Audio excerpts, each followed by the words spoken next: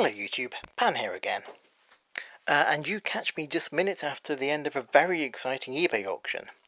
I say exciting, it's one of those times when you see something literally double in value, or double in bids, price at least, during the last 10 seconds of the auction.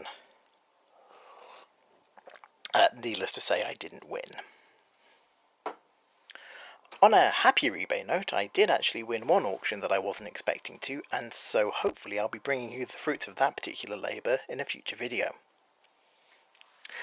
Incidentally, a quick bit of housekeeping. Thank you so much everybody for the feedback and the comments and the support I've received for these videos. It's really appreciated. I am taking on board the comments about the sound quality. Unfortunately, I was going to use a different microphone this time, but it's been somewhat scuppered by my laptop being bricked by a recent Windows update. So for the meantime, I'm going to carry on with the setup that I've had before, but I'm just going to try and speak a little more loudly and a little closer to the microphone. I hope that helps. So, moving on to today, what's in the purse?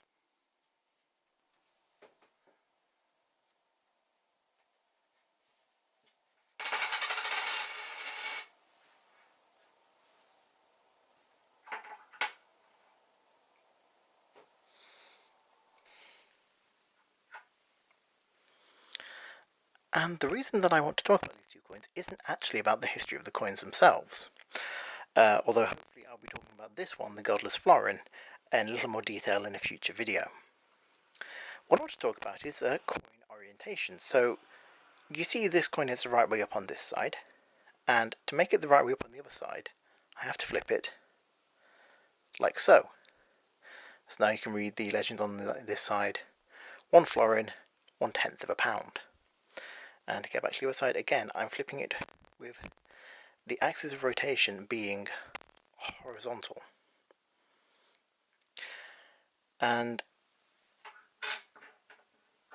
that isn't always the case.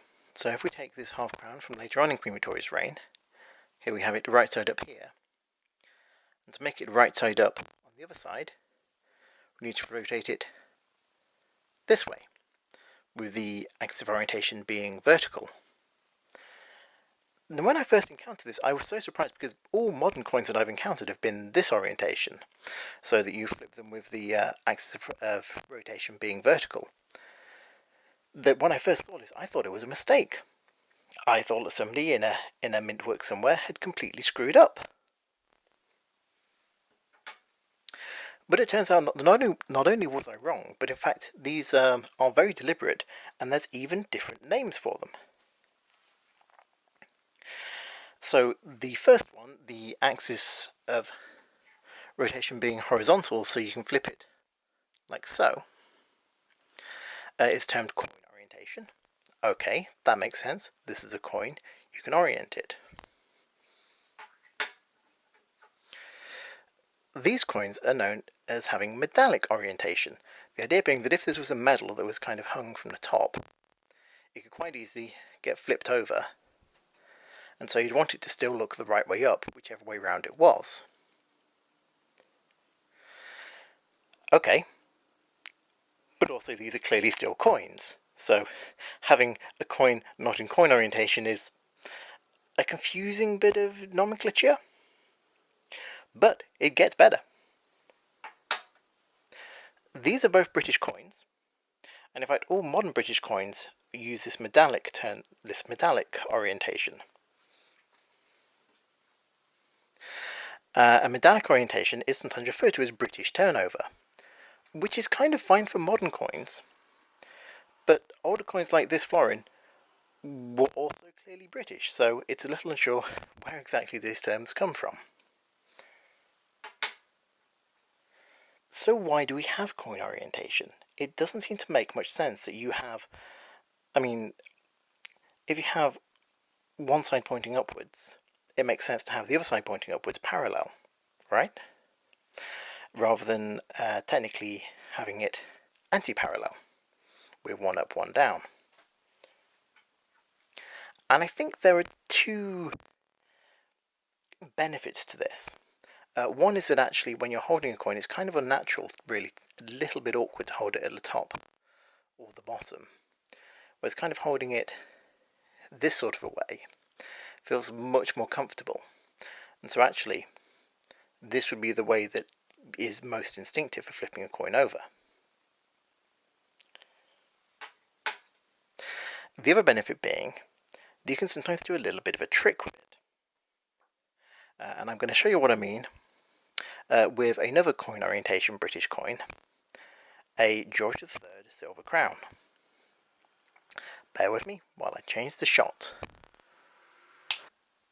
So, in theory, if one were to do, say, a little trick where you roll a coin over your knuckles, if it's coin orientation, you will stay with the side looking towards you being the correct way up, all the way out and all the way back.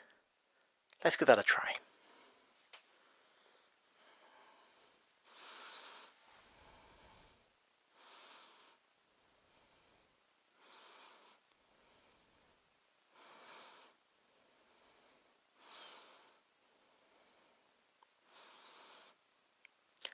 There we go, and it only took me 17 takes to get that.